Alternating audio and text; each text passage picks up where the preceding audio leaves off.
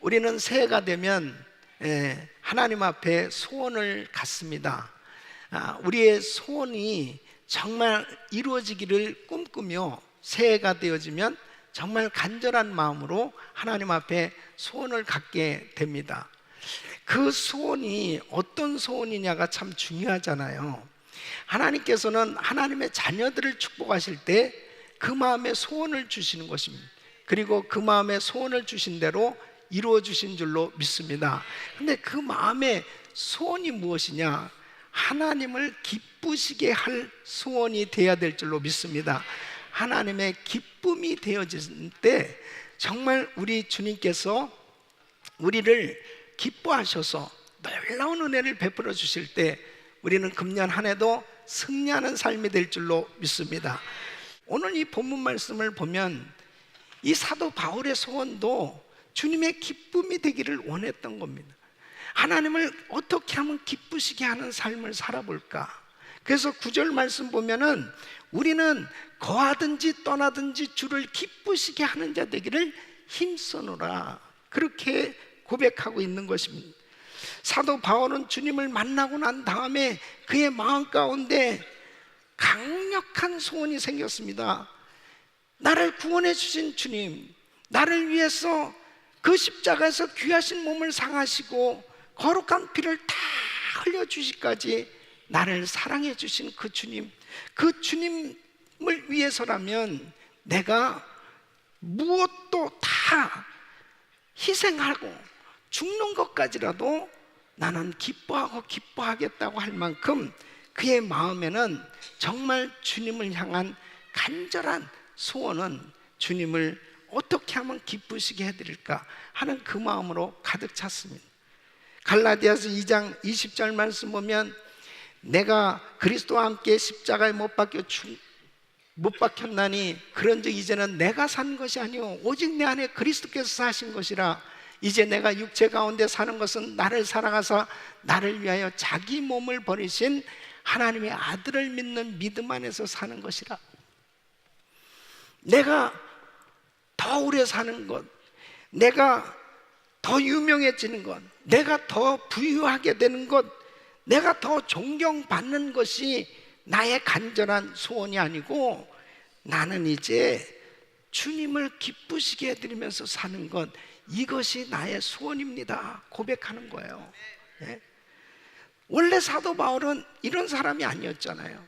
주님을 알기 전에는 그는 공중의 권세 잡은 자를 따르며 육체의 소욕을 따라서 정욕대로 살았던 사람이었습니다.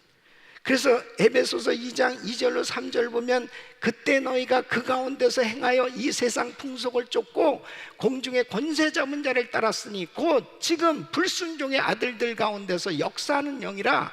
전에는 우리도 다 그 가운데서 우리 육체의 욕심을 따라 지내며 육체와 마음에 원하는 것을 하여 다른 이들과 같이 본질상 진노의 자녀였더니 하나님 앞에 진노의 자녀로 살아갈 수밖에 없었는데 주님을 만나고 나서 보니까 주님이 너무너무 귀한 분이라.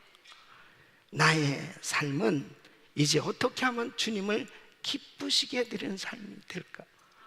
과거를 돌이켜보니까 전부 주님의 마음을 아프게 한 그런 진노의 자녀였던 것을 그는 깨달았던 거예요. 그래서 이제는 이렇게 귀하신 예수님을 만났는데 어떻게 하면 나의 일생이 주님을 기쁘시게 해드리는 그런 삶이 될 수 있을까? 그 마음에 한결같이 유일한 소원이 있다면 주님을 기쁘시게 해드리는 주님의 기쁨이 되는 신앙이 되기를 원했던 것입니다. 그래서 저는 오늘 이 본문 말씀을 통해서 이 사도 바울은 어떻게 주님의 기쁨이 되는 신앙생활이 될 수 있었을까?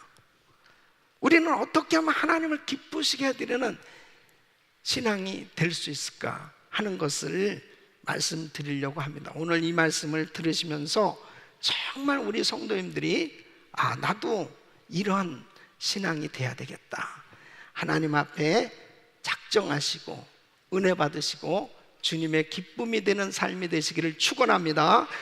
첫째는 하나님께서는 무엇보다도 우리가 믿음으로 살아갈 때 기뻐하신다는 것입니다. 여러분 7절 말씀 보면, 자, 이는 우리가 믿음으로 행하고 보는 것으로 하지 아니함이로라 그랬습니다. 많은 사람들은 보이는 대로 믿고 살아가고 있는 거예요. 심지어는 예수를 믿는다 하면서도 우리는 지금 현실적으로 눈에 보이는 것을 잡아보려고 눈에 보이는 것만을 추구하며 살 때가 참 많이 있습니다. 왜 그래요? 천국과 지옥이 안 보이거든요. 하나님은 살아계시다고 하지만 하나님이 안 보여요. 그러니까 당장 보여지는 것은 현실이에요. 현실적으로 눈에 보이는 것, 그것을 얻어보려고, 그것을 이뤄보려고, 보여지는 대로 살아보려고 온갖 노력을 하면서 살고 있는 것입니다. 하나님 앞에 믿음으로 산다는 것은, 믿음은 바라는 것들의 실상이요 보지 못하는 것들의 증거라고 그랬습니다. 보지 못하는 것을 실제로 믿으며 사는 것이 믿음이에요. 천국과 지옥이 분명히 눈에 보이지 않지만 천국과 지옥은 확실하게 존재합니다. 하나님은 눈에 보이지 않지만 분명히 우리가 믿는 하나님은 오늘도 이 자리에 임재하신 줄로 믿습니다. 그래서 히브리서 11장 6절에는 믿음이 없이는 기쁘시게 못하나니 하나님께 나가는 자는 반드시 그가 계신 것과 또한 그가 자기를 찾는 자들에게 상 주시는 이심을 믿어야 할지니라. 이 자리에 임재하신 주님을 믿습니까?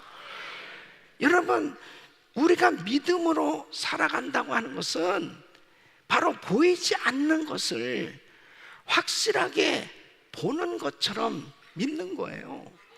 그것을 확신하고 살 때 하나님께서 기뻐하시는 거죠. 예?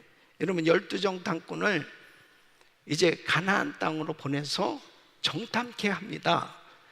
그랬을 때 10정탐꾼이 돌아와서 보고한 것은 뭐냐면, 그 가나안 땅은 정말 아름다운 땅이지만 현실적으로는 우리가 정복할 수 없다는 거예요. 가나안 땅을 정복할 수 없는 그 이유는 이스라엘 백성들은 준비가 안 됐다는 겁니다. 이스라엘 백성들은 그들에 비하면 메뚜기 떼와 같다는 거예요. 도무지 이스라엘 백성들은 가나안 땅에 들어가서 그 땅을 차지할 수 없다라고 열정탐꾼이 그렇게 보고를 합니다. 그 이유는 뭐냐면 보이는 대로 믿는 거예요. 보이는 대로 믿고 보이는 대로 말하는 겁니다. 그러나 여호수아와 갈렙은 사실 보이는 것은, 현실은 정말 그 열정탐꾼이 말한 대로 그렇게 그들은 키가 장대하고 철병거로 무장된 군사력도 뛰어나고 모든 면에서 이스라엘 백성들은 그들에 비하면 부족하지만 하나님이 계시기 때문에, 하나님께서 그 땅을 주시겠다고 약속하셨기 때문에 하나님께서 함께 하시면 승리할 수 있다는 거예요. 이게 믿음입니다. 그러니까 믿음이 없는 사람들은 보이는 대로 말하고 보이는 대로 행동하고 보이는 대로 생각하고 보이는 대로 그렇게 살아가는 거예요. 그러나 믿음의 사람은 보지 못한 것을, 하나님의 그 약속을 믿고 그대로 이루어질 것을 믿는 그 믿음으로 살아가는 것, 이것이 믿음인 줄로 믿습니다.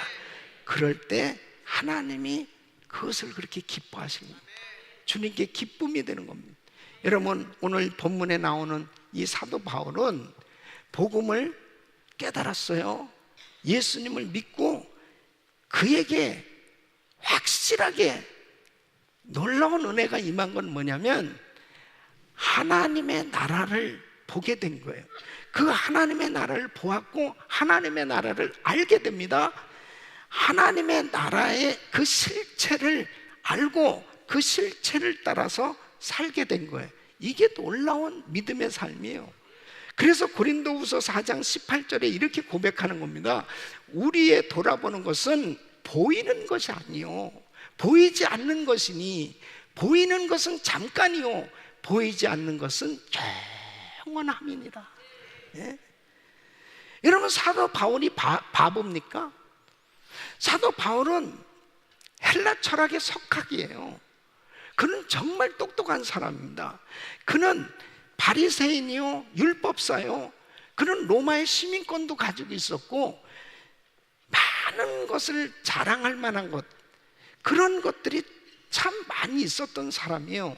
그런데 그가 자기가 세상에서 자랑할 수 있었던 것들을 다 하나씩 하나씩 포기하고, 그리고 복음 때문에 주님의 일을 위해서 고난을 자청할 수 있었던 것이 그가 바보였냐고요?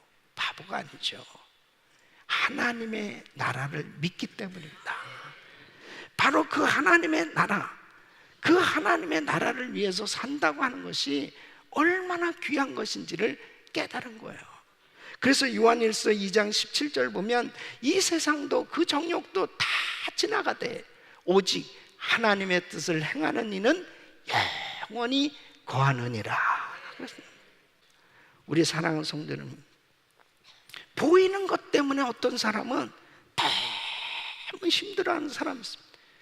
나는 왜 얼굴이 그렇게 생겼나? 나는 왜 이렇게 가진 것이 없나? 나는 왜 이렇게 정말 다른 사람과 비교하면서 열등감으로 비교의식 때문에 진짜 중요한 하나님의 나라를 위해서 일할 수 있는 그 시간에 엉뚱한 생각하면서 얼마나 많은 시간을 낭비하고 지내는지 몰라요. 너무 많은 시간을 낭비하고 지내는.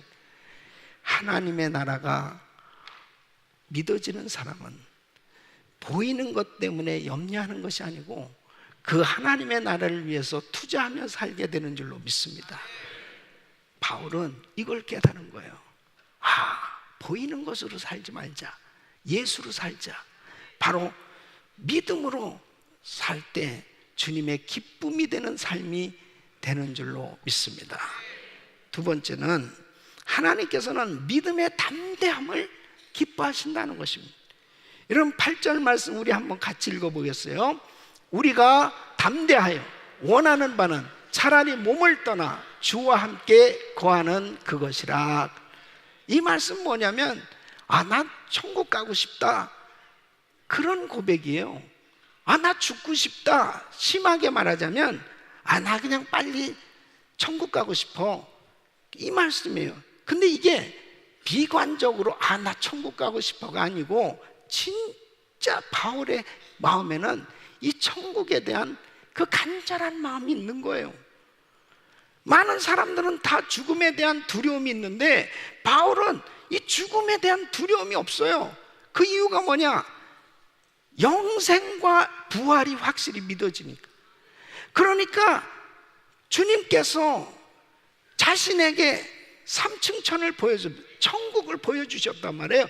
이 천국을 한번 경험하고 나니까, 그리고 이 부활과 영생을 확실히 믿게 되니까 죽음에 대해서 두려워하지 않은 이 담대한 신앙을 갖게 된 겁니다. 그러니까 고난 가운데서도 살아도 예수, 죽어도 예수, 살면 복음을 전파하고 죽으면 순교, 영광, 이런 확신을 가지고 담대하게 신앙생활하니까 도무지 이 바울을 어떻게 할 수가 없는 거야. 매를 때리고 그리고 감옥에 가두고 그렇게 엄청나게 핍박을 해도 이 바울이 흔들림이 없어요. 여러분, 빌립보서 1장 20절에 그는 이렇게 고백합니다. 나의 간절한 기대와 소망을 따라 아무 일에든지 부끄럽지 않냐, 오직 전과 같이 이제도 온전히 담대하여 살든지 죽든지 내 몸에서 그리스도가 존귀되게 하려 하나니. 그리스도만 존귀하게 나타날 수 있다면, 나의 삶을 통해서 주님만 증거될 수 있다면 죽어도 괜찮다는 거예요. 죽어도. 그는 이렇게 담대한 믿음을 갖고 나갈 때 우리 주님이 너무너무 기뻐하셨습니다. 히브리서 10장 35절, 그러므로 너희 담대함을 버리지 말라. 이것이 큰 상을 얻느니라. 믿음의 담대함을 가지시길 축원합니다. 주님께서는 바울의 이 믿음의 담대함을 보시고 놀라운 은혜를 주셨어요. 위로해 주시고 기쁨을 주셨습니다. 여러분, 사실 하나님의 위로가 얼마나 귀한지, 하나님의 위로가 있어야 고난 가운데서도 우리가 그 고난을 다 극복할 수 있거든요. 이게 사실 하나님의 위로가 있을 때 아무리 힘들어도 그 어려움을 극복할 수 있거든요. 또 뿐만 아니라 하나님께서 기쁨을 주셔야 정말 힘들고 어려워도 그 어려움을 다 이길 수 있거든요. 바울은 환난 가운데서도 기뻐할 수 있었던 게 이 믿음의 담대함을 하나님이 기뻐하셔서 그를 놀라운 은혜로 위로해 주신 것입니다. 고린도 후서 7장 4절에 보면 내가 너희를 향하여 하는 말이 담대한 것도 많고 너희를 위하여 자랑하는 것도 많으니 내가 우리의 모든 환난 가운데서도 위로가 가득하고 기쁨이 넘치는도다. 그래서 우리 사랑하는 성도 여러분, 담대할 수 있기를 바랍니다. 다니엘의 세 충고 보세요. 신상에게 절하지 않으면 풀무불 속에 들어간다는 거예요. 예? 그러니까 이 다니엘의 세 친구는 사드락과 메삭과 아벳노고는 우리는 절대로 신상하게 절할 수 없습니다. 담대한 믿음을 가졌습니다. 그러니까 그 용광로 풀무불을 7배로 더 뜨겁게 만들려고 그랬습니다.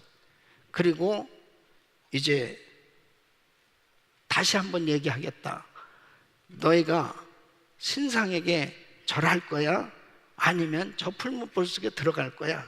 그러니까 다니엘서 3장 16절 18절 보면 사드락과 메삭과 아벳느고가 왕에게 대답하여 느부갓네살이여, 우리가 이 일에 대하여 왕에 대답할 필요가 없나이다. 만일 그럴 것이면 왕이여, 우리가 섬기는 우리 하나님이 우리를 극렬히 타는 불모 가운데서 능히 건져내시겠고 왕의 손에서도 건져내시리이다. 중요한 것이 여기 있어요. 그리 아니하실지라도 왕이여, 우리가 왕의 신들을 섬기지도 아니하고 왕의 세우신 금신상에게 절하지도 아니할 줄을 아옵소서. 담대한 신앙을 가는 담대한 믿음입니다. 예. 그랬더니 어떻게 했어요? 풀무불 속에 집어넣으라고 그랬습니다. 집어넣었어요. 25절 보니까 왕이 또 말하되 내가 보니 결박되지 아니한 4사람이 불 가운데로 다니는데 상하지도 아니하였고 그 넷째의 모양은 신들의 아들과 같도다 하고, 그 신들의 아들이 누구겠어요? 주님이 함께 하신 줄로 믿습니다. 여러분, 담대한 믿음을 갖고 나가면 정말 두려울 수밖에 없고 죽을 것 같고 끝장날 것 같고 망한 것 같고 도무지 현실을 보면 이거 도무지 돌파구가 보여지지 않는 그런 일들이 생겨질 수 있어요. 그러나 하나님은 살아계시다니까요. 주님이 하시면 된다니까요. 그렇기 때문에 믿음의 담대함이 있어야 되는 거예요. 믿음의 담대함을 하나님이 그렇게 기뻐하시는 거예요. 네가 진짜 나를 믿는구나, 네가 진짜 나를 의지하는구나, 너 진짜 나를 믿는구나. 그러니까 주님이 기뻐하시는 거예요. 사랑하는 성도는 어떻게 하시겠습니까? 금년 한 해 신앙생활을 해나갈 때 작은 일에도 벌벌 떨고, 작은 일에도 두렵고, 작은 일에도 무서워하고, 작은 일에도 시험 들고, 작은 일에도 주저앉을 거예요. 아니면 정말 주님이 나와 함께 하시는데 내가 뭘 걱정할 게 있느냐, 주님 나와 동행하시는 것을 믿습니다 하고 믿음의 담대함으로 나갈 것인지, 선택은 우리가 해야 되는 거예요. 하나님이 이미 우리에게 믿음을 주셨어요. 믿음의 담대함으로 승리하시기를 축원합니다. 세 번째는, 하나님은 우리가 하나님의 상급 심판 때 주실 상급을 바라볼 때 기뻐하신다는 것입니다. 자, 우리 10절 말씀 한번 같이 읽어보겠습니다. 시작. 이는 우리가 다 반드시 그리스도의 심판대 앞에 드러나 각각 선악간에 그 몸으로 행한 것을 따라 받으려 함이라. 우리 예수 믿는 사람은요, 하나님의 심판을 안 받아요. 이미 예수 믿는 사람은 예수님 때문에 천국 가게 된 줄로 믿습니다. 우리가 이제 천국에 가서 받을 심판은 상급 심판이에요. 그리스도 심판대 앞에 섰을 때는 내가 이제 예수 믿고 이 땅에서 행한 일들을 다 선악간에 그 몸으로 행한 것을 따라 이제 하나님께서 상을 주시는 거예요. 그 상을 기대하면서 살 때 하나님이 그걸 그렇게 기뻐하신다는 거예요.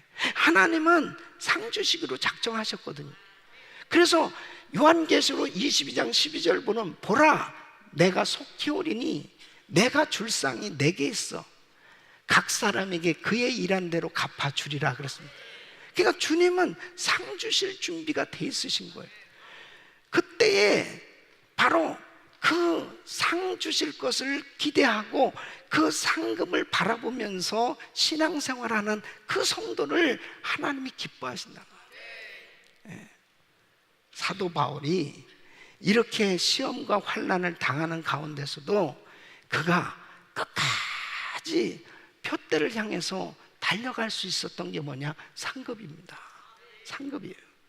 그래서 디모데후서 4장 8절 보면 이제 후로는 나를 위하여 의의 면류관이 예비되었으므로 주 곧 의로우신 재판장이 그날에 내게 주실 것이니 내게만 아니라 주의 나타나심을 사모하는 모든 자에게니라. 디모데후서는 바울의 마지막 서신서입니다. 그는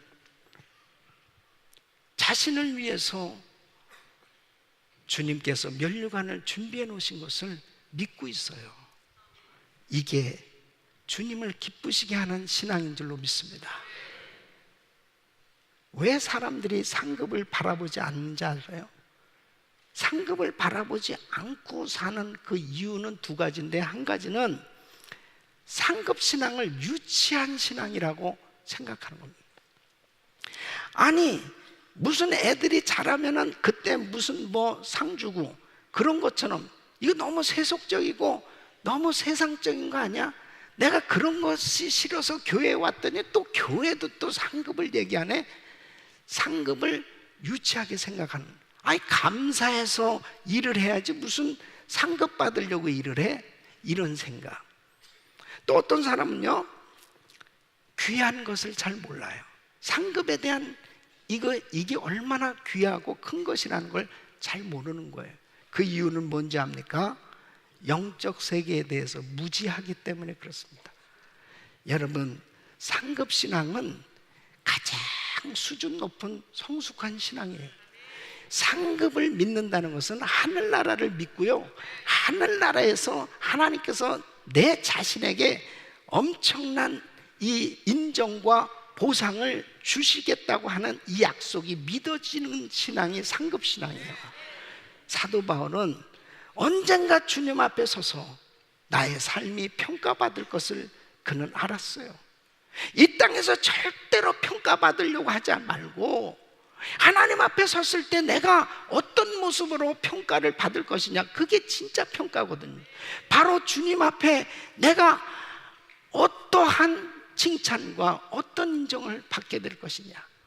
여러분, 우리의 남은 생애를 그냥 쉽게 흘려보내시면 안 돼요. 하늘나라에서 상급 받을 일을 위해서 투자하시면서 사시기를 바랍니다.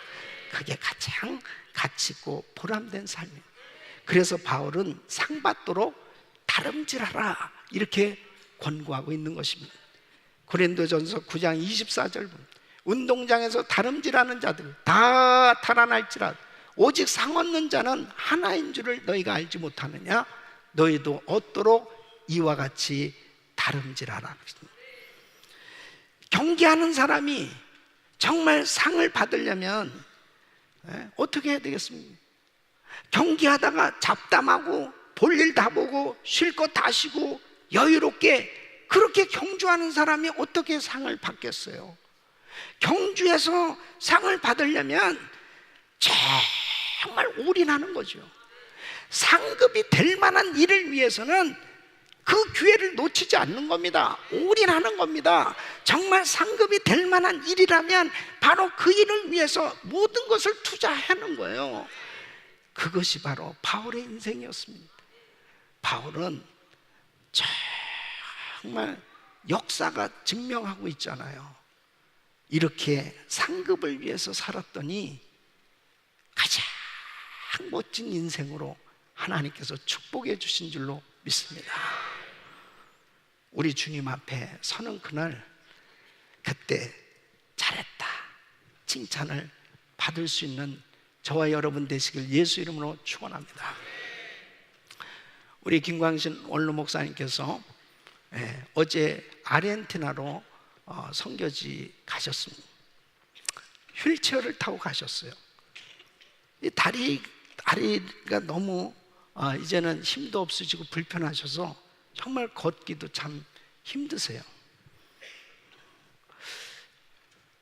꼭 그렇게 다니셔야 될까? 그럴 만큼 이제 아르헨티나에서 일주일 사역하시고 이제 미국에 오셔서 또 바로 한국으로 가셔서 그 다음에 또 인도네시아로 이렇게 선교 계획이 있습니다.